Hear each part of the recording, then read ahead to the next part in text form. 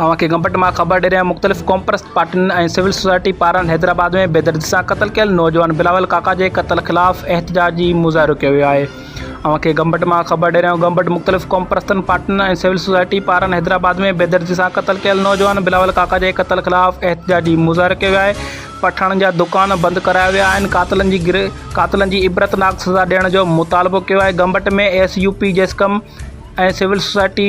Civil society जे जन जी अॻुवाणी में इजाज़ अली फुलपोटो, अदनान सूमरो, असगर अली नारेजो ऐं ॿियनि पारां हैदराबाद में अफ़गानी पठाण हथां बेदर्दी सां क़त्ल कयल नौजवान बिलावल काका जे क़त्ल ख़िलाफ़ गंबट फूलबाग खां रैली कढी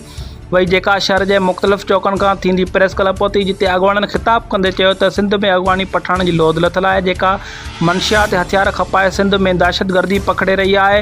ऐं हाणे त पठाण सरेआम सिंधियुनि नौजवाननि खे क़त्ल बि करे रहिया आहिनि, जंहिं करे सिंधी गैर महफ़ूज़ थी विया आहिनि। हुननि चयो त